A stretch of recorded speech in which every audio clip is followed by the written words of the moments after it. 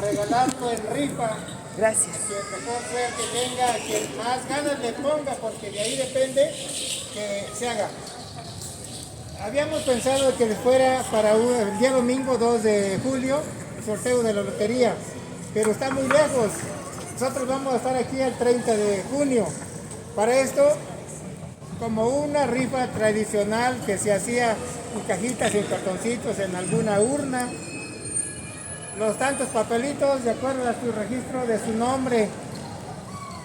Ya de esa manera, ese día vamos a escoger al tercer papelito que se saque, al tercer número, o al 10, o a la veintena. Lo van a decidir ustedes, a la veintena, o a la decena, o al nahui.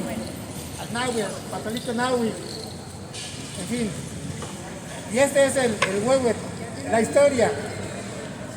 Yo no había hecho tambores. Generalmente nos había escogido que los animales del monte, de la sierra, hubieran comido algo de madera, y este tenía un hoyo, un orificio.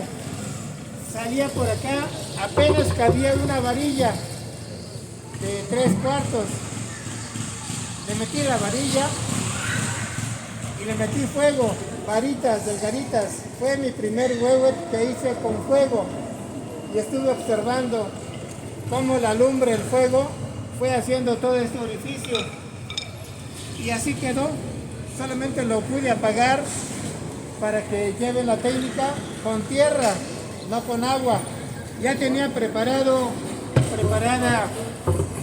arena en cubetas. Ya cuando ya estaba quemándose todo, agarré la cubeta de arena y lo fui apagando. Se apagó con tierra, entre tierra y arena. Solo esperé que se enfriara.